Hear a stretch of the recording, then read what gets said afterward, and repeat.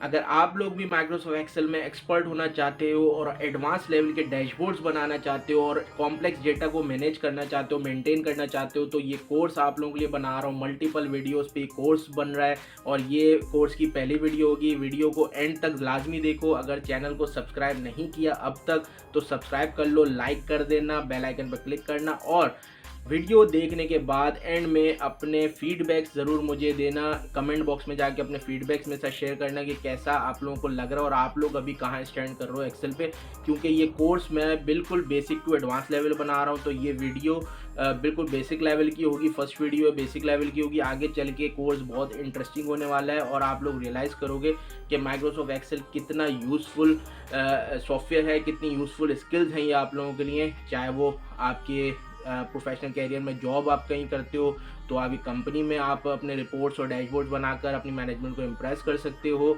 या अगर आप फ्रीलांसिंग करते हो तो अपने क्लाइंट्स को सर्विसेज ऑफर करके अपनी एक्स्ट्रा इनकम अर्न कर सकते हो। तो बहुत यूज़फुल है। वीडियो को एंड तक देखो, चीज़ों को सीखो और सीखने के बाद उनको अप्लाई करो। तो कंटिन्यू करते हैं अपनी वीडियो को और चलते हैं अपनी लैपटॉप की स्क्रीन पर। Hello and welcome to Microsoft Excel. Friends, जैसा मैंने पहले बोला, इस कोर्स में मेरी कोशिश होगी कि मैं वो तमाम चीज़ें कवर करूं जो आप लोग रोज़मर्रा में अपने ऑफिस के कामों में यूज़ करते हैं। बहुत बेसिक लेवल के काम होंगे और बेसिक से लेकर एडवांस लेवल तक के जो डैशबोर्ड्स और रिपोर्टिंग इसमें होती है, जो रिपोर्ट्स और डैशबोर्ड्स बनाए जाते हैं, मैं उस तक आप लोगों को लेकर चलूँ और सिखाऊँ। तो बने रहिए और लाइक करके अपने कमेंट बॉक्स में अपने फीडबैक्स मुझे ज़रूर दीजिएगा। फ्रेंड्स, ये है MS एक्सेल का एक पूरा लेआउट और पूरा UI जो MS एक्सेल जब आपका ओपन होता है, ठीक है, ये हमारे टैब्स होते हैं। ये home, insert, page layout, formulas, data, review, view, ये हमारे सारे टैब्स होते हैं। टैब्स व्यू है ये, ठीक है। टैब्स व्यू के अंदर ये आपका ये वाला जो पार्ट नज़र आ रहा है, ये हैं सारे वो फंक्शंस जो हम MS एक्सेल में यूज़ कर रहे होते हैं। ये सारे टैब्स में, डिफरेंट टैब्स में सारी चीज़ें मिल जाएंगी आपको। ये सारा बेसिकली टूल बार कहलाता है। ये इसमें सारे टूल्स और फंक्शंस यहाँ पर आपको मिलते हैं, ठीक है। और ये जो वाइट एरिया है ये वो स्पेस होता है ये जहाँ पर हम अपना डेटा मेंटेन करते हैं, अपना डेटा राइट करते हैं और उसको पूरे मेंटेन करके हम लोग अपना जो काम है उसको लेकर चलते हैं। तो ये वो एरिया है जहाँ पे हम लोगों ने ये काम करना है और ये वो टूल बार है जहाँ पर ये टूल्स और फंक्शंस हम लोगों ने यहाँ पर परफॉर्म करवाने हैं, ठीक है। तो आसान लफ्ज़ों में लेकर चल रहा हूँ, कोशिश करूँगा बहुत इजी वे में आप लोगों को सिखाऊं और आप लोगों के लिए इंटरेस्टिंग बनाऊं। ये कोर्स आगे आगे चलते हुए आप लोगों को होगा यकीनन इंटरेस्ट डेवलप होगा MS एक्सेल में, क्योंकि आगे हम लोगों ने बहुत अच्छे अच्छे डैशबोर्ड्स बनाने हैं। तो पहले अभी हम ये देख लेते हैं कि ये जो वाइट एरिया मैंने आप लोगों को बताया ये है क्या। बेसिकली ये कहलाते हैं सेल्स। ये जो छोटे आपको बॉक्सेस नज़र आ रहे हैं, ये जिनको मैं सेलेक्ट कर रहा हूँ, ये बॉक्स जो है ये कहलाता है सेल, ठीक है।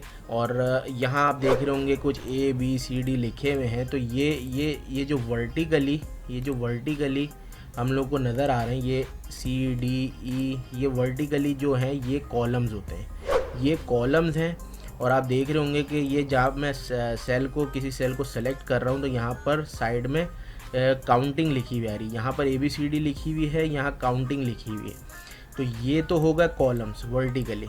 अगर हम हॉरिजॉन्टली बात करें तो ये 8, 9, 10 ये रोज़ कहलाती है।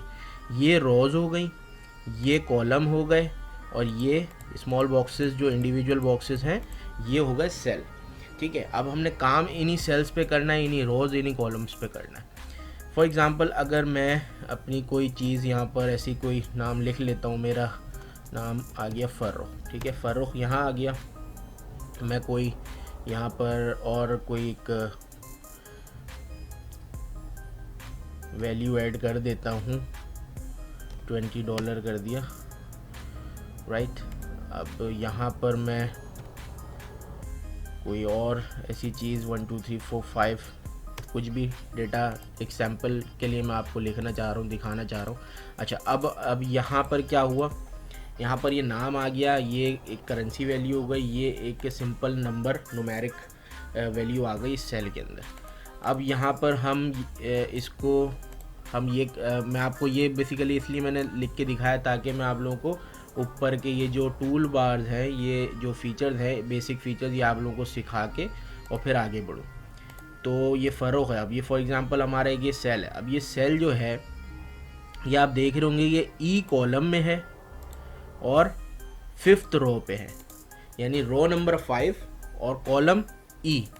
तो ये बेसिकली जो सेल जिसमें फ़र्रुख नाम लिखा हुआ है ना, जिसमें फ़र्रुख नाम लिखा हुआ है, ये सेल बेसिकली कहलाएगा E5। इस सेल का जो एड्रेस होगा, देखें फ्रेंड्स, हर चीज़ का एक एड्रेस होता है, हर चीज़ को एक मखसूस एक नाम से जाना जाता है, ठीक है। तो ये जो फ़र्रुख नाम का ये जो सेल है, जिसके अंदर जिस सेल में फ़र्रुख नाम की वैल्यू बेसिकली हमने ऐड की है, तो ये सेल का जो एड्रेस होगा ये होगा E5।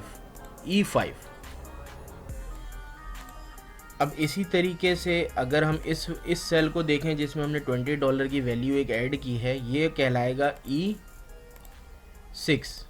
E6। इसका एड्रेस होगा E6। इसी तरीके से ये E7, ठीक है। अब हम इंडिविजुअली किसी सेल को फॉर्मेटिंग भी कर सकते हैं किसी सेल की। अब फॉर एग्जांपल मैं इस फ़र्रुख जो मैंने नाम लिखा है जिस सेल में, तो इसको हम कलर करते हैं। इसमें से और भी हम कोई भी कलर चूज़ कर सकते हैं, सेल का कलर, और येलो कर देते हैं। और इसको हम सिर्फ अगर हम सेल का कलर चेंज ना करें और सिर्फ टेक्स्ट का कलर चेंज करना चाहें तो वो भी हम यहाँ से कर सकते हैं। यहाँ से फॉर एग्ज़ाम्पल मैं इसको ऑरेंज कर देता हूँ या ब्लू कर देता हूँ, ब्लू कर दिया, ठीक है। और इसको हम कर देते हैं बोल्ड कर सकते हैं, हम इसको इटैलिक कर सकते हैं, हम इसको अंडरलाइन कर सकते हैं, ठीक है। और इवन इसको हम किसी इस बॉक्स के इस सेल को एक बॉर्डर की शक्ल दे सकते हैं। सेल के जो अराउंड एक बॉर्डर क्रिएट हो जाएगा, वो भी हम कर सकते हैं।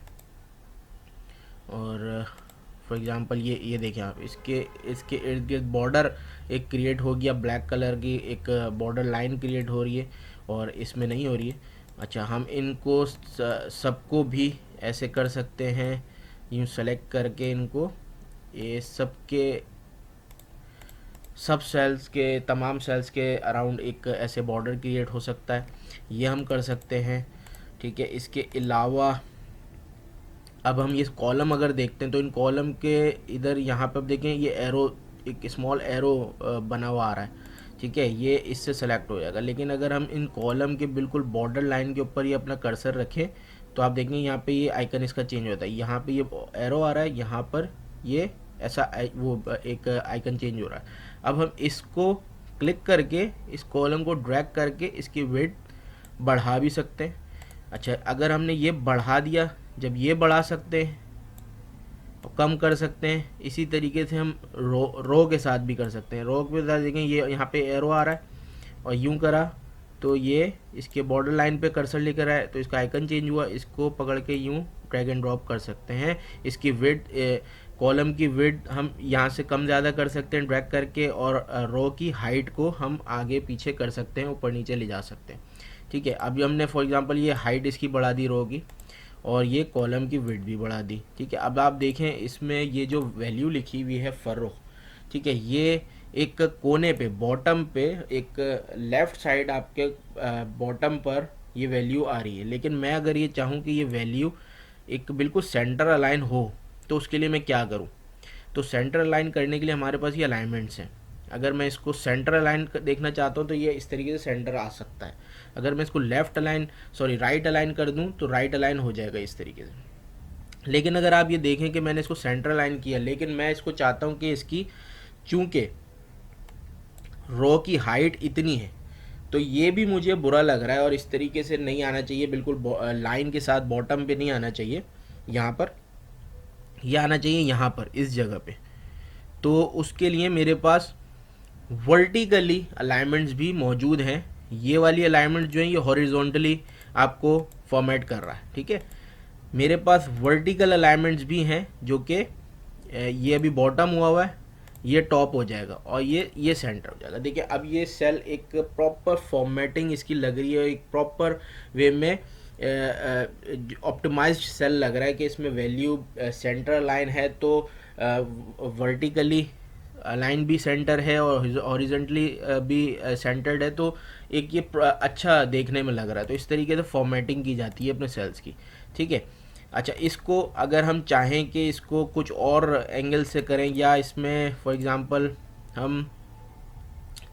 हम अगर इस इन कॉलम्स को, कोई पूरे पूरे कॉलम्स को अगर हम कलर देना चाहें तो वो भी हम दे सकते हैं। वो हम दे देते हैं, ऐसे दे देते हैं, ठीक है। अगर हम किसी रो को ऐसे कलर देना चाहें तो वो रो को भी हम कलर दे सकते हैं।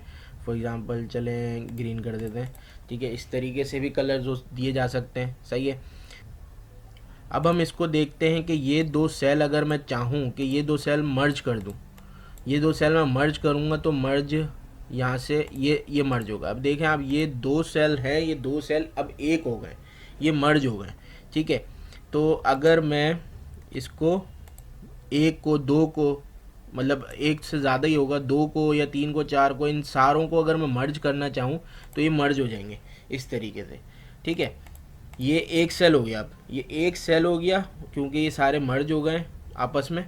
तो इस तरीके से भी हम इसमें फॉर एग्ज़ाम्पल अगर हम मर्ज करके कोई कोई हेडिंग अगर हम दे दें, इसको बोल्ड करके, इसका साइज़ बड़ा करके, वो साइज़ आप फ़ॉन्ट साइज़ यहाँ से चेंज कर सकते हैं। फ़ॉन्ट भी चेंज हो जाते हैं, फ़ॉन्ट यहाँ से चेंज हो जाएंगे आपके, जो फ़ॉन्ट आप चाहें, ठीक है।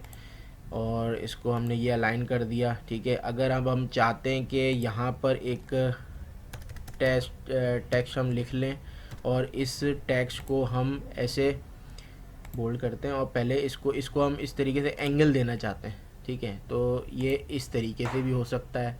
इसको अगर हम यहाँ पर सेंटर अलाइन कर लें और ये यूँ हो गया, ठीक है। अगर हम चाहते हैं नहीं ये ऊपर से नीचे की तरफ है तो ऐसे भी हो सकता है। अगर हम चाहें कि इसको ऐसे भी हो सकता है, अगर हम इसको ऐसे भी देख सकते हैं। तो ये बेसिकली हम यूज़ करते हैं कि किसी सेल के अंदर कोई वैल्यू, कोई स्पेसिफाई कर रहे हैं कोई सेल को या कोई डेट, ऐसे कॉलम को। फॉर्मेटिंग है ये सारी, आप अपने शीट्स में, अपने डैशबोर्ड में किस तरीके से उसको रिप्रेजेंट करते हैं ये आपके ऊपर है। तो ये सारी चीज़ें आप एक्सेल के अंदर कर सकते हैं, ठीक है। अच्छा, अब इसको मैं वापस ऐसे ही कर देता हूँ, ठीक है। अच्छा, अब मैं ये कहता हूँ कि मेरे पास ऐसी कुछ वैल्यू है कि my name is Farrukh Mohammad Farrukh and my YouTube channel name is creatify solution. अब आप देखें, ये मैंने इस सेल में ये एक पूरी लाइन टाइप की है, ठीक है। आप देखें ये लाइन मेरी चूँकि काफ़ी बड़ी है और ये मतलब ये कॉलम से बाहर निकल के इस तरीके से यहाँ तक आ रही है, मतलब ये पी कॉलम तक आ रही है। पी कॉलम में वैल्यू पुट नहीं हुई हुई। पी कॉलम का ये जो सेल है, यानी कि P12, ये 12 और ये P12 है तो ब्लैंक, इसके अंदर ये लाइन नहीं टाइप हुई हुई, लेकिन ये ओवरलैप हो रही है उस सेल पे। अगर मैं चाहूँ कि ये ओवरलैप ना हो, ये 2 से 3 लाइनों की मेरे उसमें आए, तो मैं क्या करूँगा, इसको रैप किया, ये ऐसा हो गया। इसमें मैं यहाँ से अपनी विड्थ अगर एडजस्ट कर लूँगा तो ये मेरे पास इस तरीके से कुछ इसकी शक्ल आ जाएगी कि ये ओवरलैप नहीं करेगा किसी सेल पे। और इसको अगेन मैं फॉर्मेटिंग कर लूँ तो ये इस तरीके से हो जाएगा। और अगर मैं इसको ऐसे करना चाहूँ तो इस तरीके से ये ऐसे लाइन आ जाएगी, my name is Mohammad Farooq and my YouTube channel name is creatify solution. तो इस तरीके से ये फॉर्मेटिंग होती है, ठीक है। यहाँ तक क्लियर है आप लोग सबको? तो उम्मीद करता हूँ कि ये वीडियो आप लोगों को अभी तक तो समझ में आ रही होगी और अच्छा इंटरेस्ट डेवलप हो रहा होगा। अगर अभी तक चैनल को सब्सक्राइब नहीं किया हुआ तो चैनल को सब्सक्राइब कर लो और कमेंट बॉक्स में जाके अपने अपने फीडबैक्स मुझे ज़रूर दो कि किस तरीके से आपको लग रहा है अभी तक की ये वीडियो। और आगे इंशाल्लाह आप लोगों को बहुत ज़्यादा इन्फॉर्मेशन यूज़फुल मिलने वाली है। तो बने रहो, चैनल पे जुड़े रहो, कोर्स के साथ जुड़े रहो, कोर्स को देखो और चीज़ को सीखो। देखो, स्किल को सीखना बड़ा ज़रूरी है, कि चाहे वो कोई भी हो, तो स्किल सीखो, ठीक है। अच्छा, आगे बढ़ते हैं। तो यहाँ तक ये आप लोगों को क्लियर हो गई, ये रैप हमने कर दिया, ठीक है जी।